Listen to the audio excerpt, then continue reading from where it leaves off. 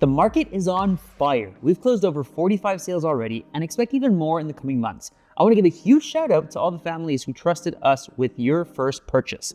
That's 45 families that have trusted us to help purchase or sell a property so far this year, and we can't wait to help more. We've even seen multiple offer situations make a comeback with about 35% of the offers that we draft going into multiples. With so many buyers and sellers making moves, you know what that means.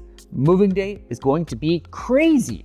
Before we dive into a chaotic moving season, let's make sure you're prepared. In this video, I'm going to give you the ultimate moving checklist so that you can plan ahead and avoid costly mistakes. I'm LJ Aguinaga, your real estate expert with LJ Realties in Montreal. Moving is exciting, but it can also be one of the most stressful experiences if you don't plan ahead.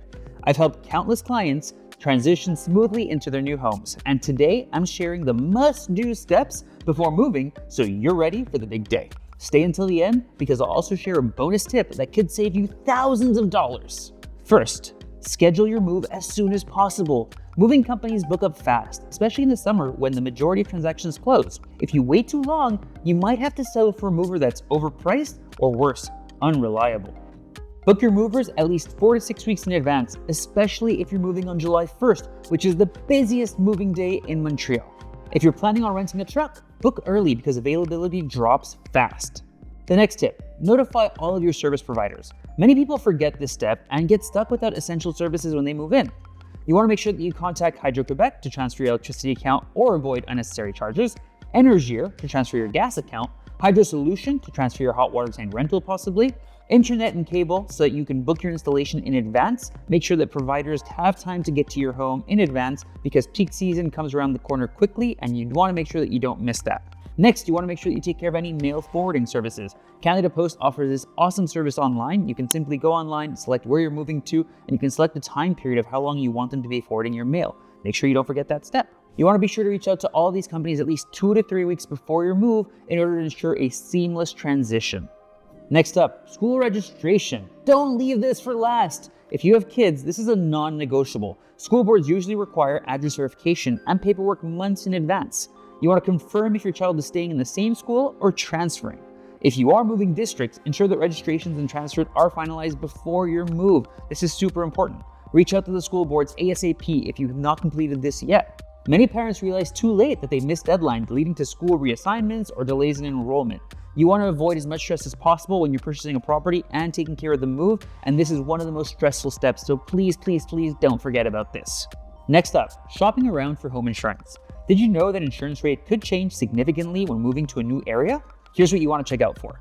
Does the new location have higher or lower insurance costs? Are you covered for potential risks like flood zones or older building structures, stuff of that nature? Have you compared rates before your closing so that you're not overpaying and that you ensure you know how much you're going to be paying? Here's a bonus tip for you.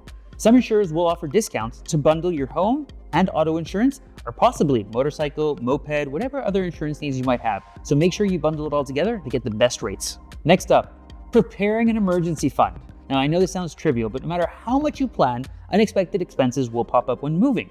Here's a couple of examples. Minor repairs. Your new home may need small fixes. There might be a leaky faucet, a paint touch-up, stuff of that nature. You're probably going to want some new furniture or appliances. Sometimes what fit in your old place isn't going to fit into your new place. Utility overlaps. You might have to pay at your old and new address for a few bills along the way. Now, how much should this be? I'd say set aside a minimum of $1,500 to $3,000 so you have a bit of a slush fund for all these expenses. I only covered a couple of these options here. There might be several other things that could pop up and sneak up on you. And now, time for the bonus tip I promised you at the beginning of the video. Don't forget to update your address everywhere. Moving is more than just relocating your stuff. You need to update your addresses with your government IDs, driver's licenses, health card, passports, all that information, your bank accounts, your credit cards, your employers, your insurance agencies, subscription services, Amazon, Netflix, whatever you have going on. You want to make sure that you update your address everywhere. This is critical. You don't want mail going to your previous address and then all of a sudden you have a delinquency going on. So to avoid that headache, make sure that you update your address everywhere.